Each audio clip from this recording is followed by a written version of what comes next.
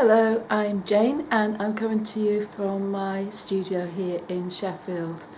It's been really great this week to be able to open up again to have the public in to do classes in person. It's been a long time coming. One of the questions that came up in the planning for opening up the studio was whether I'd recycled.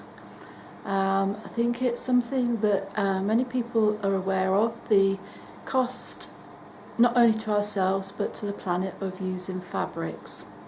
So the first studio workshop that we had was to use recycled fabric, so we're using shirts or items of clothing that had special meaning, and I also raided my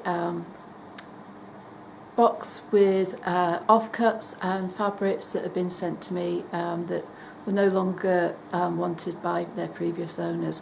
So in that way that recycling was going on, and precious memories have been taken from using those items.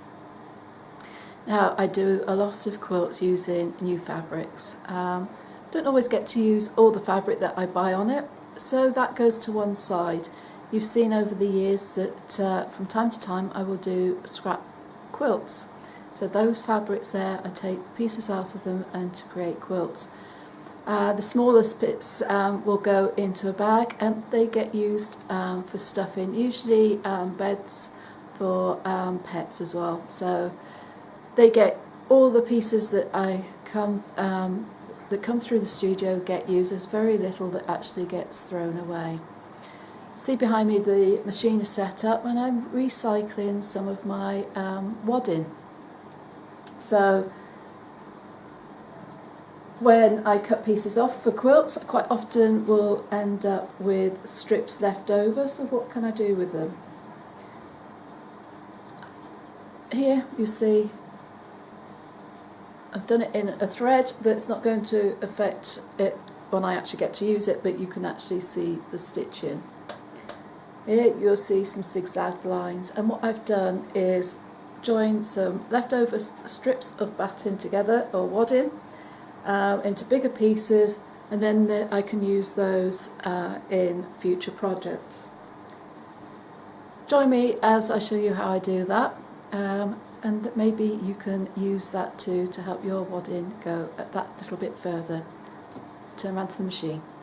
Okay then, so I've got a piece here ready to go. So what I've done is I've layered a strip of wadding along this piece. I've started making this one up already. So laid it on top. I've used my ruler to cut a straight edge through both layers. And as I'm going to stitch it, I'm going to flip that over so we'll have those two lines going together and they're going to match.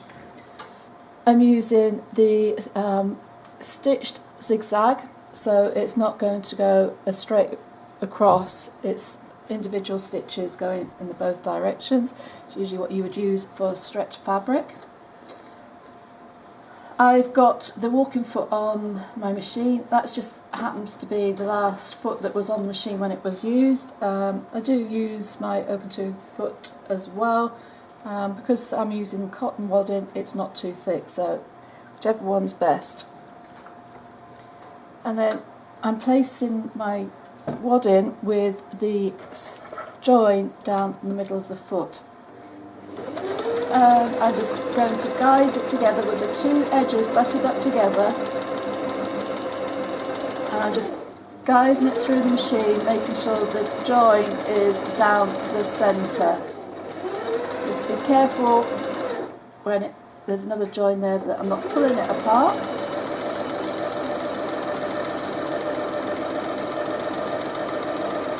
I'm just going to take that all the way down.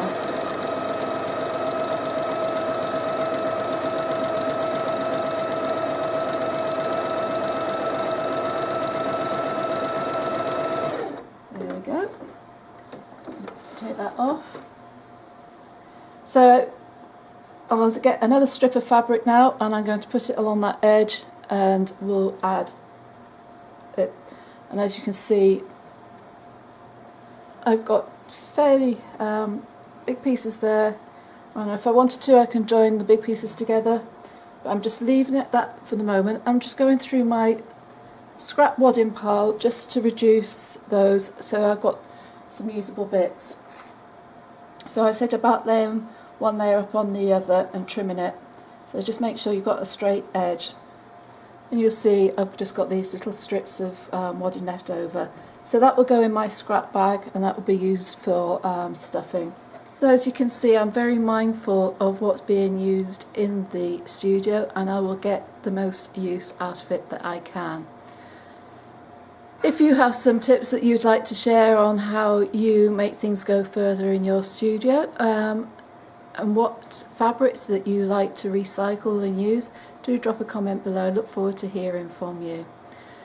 Don't forget to subscribe to my YouTube channel. Make sure you hit that bell so that you get the notifications when new videos are available, and don't want you to miss those.